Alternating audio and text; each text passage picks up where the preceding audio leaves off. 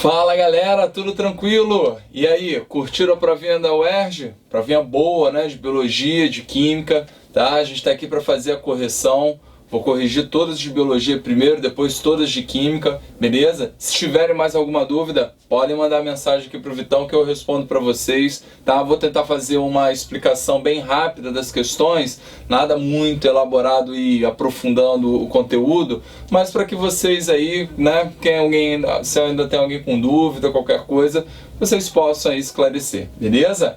Tranquilão? E, como sempre, né, o UERJ com assuntos bem esperados, né? Nada muito fora da tradição da UERJ. Então vamos lá, galera. Vamos começar aqui, ó, com a questão 4, tá? Ele diz o seguinte, várias mudanças ambientais interferem no ciclo biogeoquímico do carbono. Sabe-se que a maior parte desses elementos está armazenado nas rochas e sedimentos da crosta terrestre, como indica a tabela. Então ele deu aí uma tabela falando de rochas e sedimentos aí com mais de 99,5%, ok, de carbono. Os oceanos com bem pouquinho, 0,05%. Biosfera terrestre, 0,003%. Biosfera aquática, 0,02%. Meu irmão, ele quis chamar bastante atenção exatamente o quê? Que a maior parte do carbono está aqui nas rochas e sedimentos, beleza? Aí ele fala que a exploração intensa dos recursos naturais acelera o processo de conversão do carbono encontrado em rochas e sedimentos em compostos de carbono que circulam nos outros reservatórios. Ou seja, ele está querendo indicar que essa grande quantidade de carbono que tem em rochas e sedimentos, a partir do momento que ela vai, né, sendo modificada e tudo mais, ela passa esse carbono, ele acaba ocupando aqui os outros fatores aí que ele colocou no quadrinho, beleza? Então, uma consequência desse processo galera, olha as opções que ele me coloca. A eutrofização. Lembra que eutrofização tem relação com o quê? Com a maior quantidade de matéria orgânica num determinado volume de água, ok? Não tem muito a ver com a questão do carbono, ok? Letra B, vou pular, porque hoje é domingo. E C, aumento da camada de ozônio. O que tem a ver também com carbono? E aqui, menor fixação do nitrogênio. Então, galera, que também não tem muito a ver. Está falando de carbono, eu só poderia relacionar o quê? Exatamente essa movimentação que a gente faz para o aumento de taxas de CO2 na atmosfera. Por isso que a questão aqui é letra B. Show de bola? Tranquilão? Vamos lá. Questão 35, galera. Na questão 35 ele vem com um papo clássico, tá? Eu, sempre comento essa questão porque realmente assim, a UERJ adora esse papo de marcação de nitrogênio em ácido nucleico, principalmente no DNA, ok? Então ele diz assim na questão, né, que as duas cadeias carbônicas que formam a molécula de DNA são unidas por meio de ligações de hidrogênio entre bases nitrogenadas. Há 4 tipos de bases nitrogenadas: adenina, citosina, guanina e timina. Ok? Então ele fez o desenho para você. E, o UERJ, como eu sempre digo, mãe de todas, né? O que ela faz? Me bota exatamente que entre timina e adenina tem uma dupla ligação e entre citosina e guanina tem uma tripla ligação. Isso vai ser um papinho para outra questão referente aí a esse mesmo texto, ok? Então, beleza. Então, galera, é o papo clássico de ácido nucleico. Tô falando de quê? De replicação semiconservativa e esse lance das ligações de hidrogênio, chuchuzinho pra gente. Vamos fazer a 35, que ele diz o seguinte: considere que uma molécula de DNA com todas as citosinas marcadas radioativamente foi transferida para uma célula sem qualquer substância radioativa, ok? Então, eu botei aqui, como se elas tivessem sido marcadas com nitrogênio 15, beleza? Que é o papo mais clássico que tem aí nos vestibulares, tá? Não é só o UERJ, pode vir no Enem, né? São Paulo e tudo mais, tá? Após esse procedimento, a célula sofreu 2 divisões mitóticas, originando 4 células filhas, tá? Ao final das divisões mitóticas e quantidade de células filhas, né, com radioatividade galera, a gente só bastava, né, representar essa molécula aqui de DNA. E qual é o papo? Usando aí a ideia, né, da semiconservação, repare que após a primeira, né, mitose, ok? A gente tem a replicação, ó. E o que aconteceu? Mantive a fita mãe e a nova fita filha sem radioatividade. Caracterizei o nitrogênio 14. Então, ó, na primeira eu tenho as duas ainda que estão marcadas. E na terceira, na próxima geração, né, após a segunda mitose, repare que a fita laranjinha, ó, continua laranjinha aqui, porque a gente, né, caracteriza semiconservação, e é a nova branquinha. Só que essa que já era branquinha forma uma outra branquinha sem radioatividade, ok? Então, galera, eu fiquei com quantas moléculas marcadas? Duas aqui, beleza? Ele já pediu em outras vezes, né, porcentagem e tudo mais, nem foi o papo, era só dizer que tinham exatamente essas duas moléculas aí. Letra B também. Show de bola? Vamos lá. E na questão 37, ok? O papo agora é o seguinte, é o mais clássico, caiu no Enem agora, acho que há 2 anos atrás, muito recente, tá? E ele relaciona exatamente a questão da dupla e da tripla ligação. Ou seja, né, para você quebrar uma tripla ligação, você gasta mais energia do que uma dupla ligação. Show de bola? Então, na 37 ele fala que a desnaturação do DNA é o processo no qual as duas cadeias da molécula se separam devido à quebra das ligações de hidrogênio entre as bases nitrogenadas. Considere um estudo que comparou a desnaturação de 4 fragmentos, W, X, Y e Z, todos com a mesma quantidade total de bases nitrogenadas. Observe na tabela o percentual de timina presente em cada um. Então, galera, a maldade aí, que essa porcentagem em cada uma dessas moléculas é de timina. Então, lembra o seguinte, timina combina com adenina, ok? Isso quer dizer o quê? Que quanto mais timina você tiver, menos citosina e guanina você vai ter nessa molécula, tranquilo? Então, caracterizando aqui a nossa brincadeira, o que ele colocou, eu tenho certeza absoluta que W, se é quem tem menos timina, é quem tem mais o que? Citosina e guanina, ok? Então, vamos lá. Para os 4 fragmentos, a desnaturação foi realizada mediante aquecimento, sem alteração do pH e com a mesma temperatura inicial.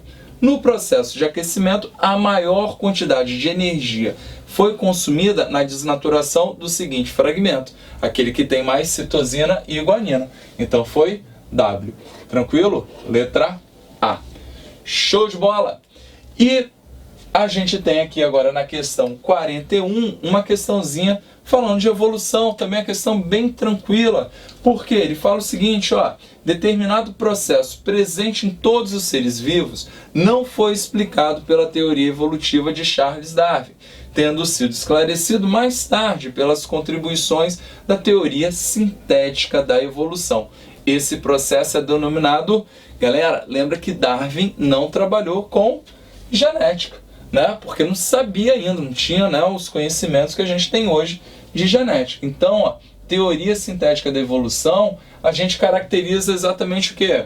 A entrada dos conceitos da genética, né? A gente fala de mutação, a gente fala de recombinação, caracterizando aí a troca de genes, né? Não é isso? Lá na formação de gametas e tudo mais, né? Crossing over, pô, um monte de coisa maneira, tá? E a seleção natural, que obviamente vem ainda de Darwin, mas a gente coloca também, introduz o papo da genética aí nessa jogada. Então, ó, das opções, ele diz o seguinte, que esse processo é denominado, né, não pode ser especiação, isso aqui está relacionado à formação de espécies, ok? Diversificação, né, não é a questão, seleção natural ele já tinha o conhecimento, mas ele não soube explicar aqui, ó, a hereditariedade. Beleza pura? Então ficou letra D. Show?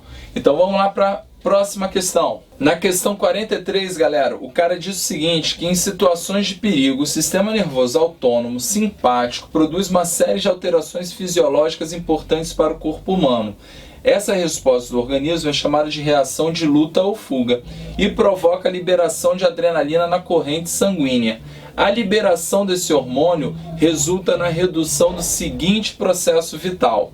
Então, galera, o cara está falando de um papo que eu, sinceramente, né, diria que seria a questão mais complicadinha aí da prova da UERJ, tá? Porque ela foge um pouquinho do sistema nervoso, não é muito comum cair no exame de qualificação, mas nada também muito absurdo, né? Já que a adrenalina é um papo que a gente realmente relaciona muito e nos outros vestibulares é bastante cobrado.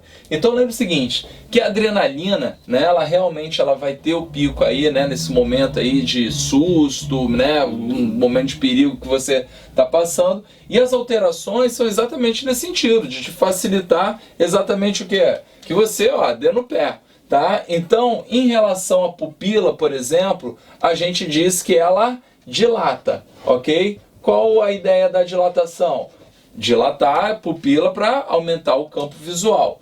A glicogenólise, né, que é a quebra do glicogênio, ela vai o quê? Ela vai aumentar. Por quê, galera? Qual é o papo? Né? Você precisa de combustível para exatamente o quê? Produzir energia. E junto com as vias aéreas, que também vão dilatar, por que dilatam? Porque aí você tem mais oxigênio. Olha a combinação perfeita para você produzir energia, galera. Muita glicose e muito oxigênio. E peristaltismo, que é o que ele está relacionando na questão. Galera, qual é a ideia do peristaltismo intestinal?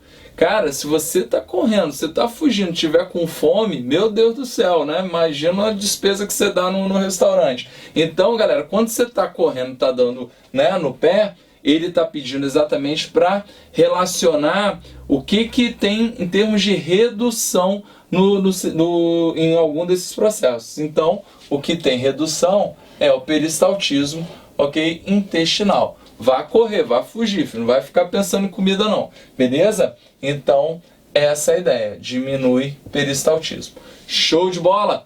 E no caso da questão 45, o cara está falando aí da questão das abelhas, né? Um papo que está vindo muito forte ultimamente aí nas mídias, ok? Apicultores brasileiros encontram 500 milhões de abelhas mortas em 3 meses, é o título, tá? Nos últimos 3 meses, mais de 500 milhões de abelhas foram encontradas mortas, né, por apicultores, apenas em 4 estados brasileiros, segundo o levantamento da Agência Pública e Repórter Brasil.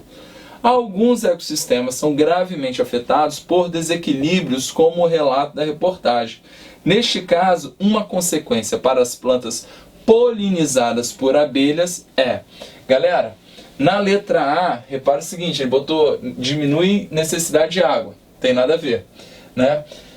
A B poderia rolar uma confusão na mente da galera, mas lembra o seguinte, ele botou menor dispersão de sementes. Lembra que semente é produto, ok, da fecundação, da reprodução das plantinhas. Show? E na C ele está falando da variabilidade genética. E aí que está o papo. Por quê? As abelhas, elas atuam nesse processo. Ó. Eu normalmente quando dou reprodução de angiosperma, eu divido em 3 fases, tá? E a primeira fase é exatamente o que? A polinização, que a gente está caracterizando como o transporte do grão de pólen, ok? Aqui da antera até o estigma, né, do pistilo ou carpelo. Beleza? Então, essa transferência de gametas, ok? A gente depois tem aqui, ó, crescimento do tubo polínico, ok? Carrega os gametas masculinos e aí você tem a fecundação da oosfera, que é o gameta feminino, tá? Que aí sim depois caracteriza a formação das sementes, beleza? Então, as abelhas, elas participam diretamente nesse processo. Então elas vão voar, vão catar lá o néctar, né, de uma florzinha, vai voar, vai bater numa outra flor, então se lambuza do grão de pólen e acaba fazendo esse transporte e caracterizando reprodução cruzada. Tá? Lembra que a grande vantagem das angiospermas, né, uma flor bonitona, uma flor cheia de atrativos, exatamente para atrair esses polinizadores e estimular a reprodução cruzada, ok? As plantas, elas possuem inúmeras formas para evitar a autofecundação. Show de bola? Então ficou, de fato, a letra C. Beleza, galera? Então fechamos aí a nossa provinha de biologia. Quero lembrar vocês, hein? Daqui a 2 semanas já iniciamos o nosso projeto para a Médio UERJ, ok? Com biologia química específica, beleza? E redação com o Thiago Valadares, ok? Em Niterói, e com o Rodrigo em Ipanema, tá? Trabalhando no sentido de redação UERJ, ok? Focada, tá? Não cai naquele papo que redação Enem dá para adaptar para o UERJ, porque não tem. Então o GEM vai fazer uma turma, tá, específica para a redação da UERJ. Isso é muito importante para o preparo de vocês. Show de bola? Vem pro GEM!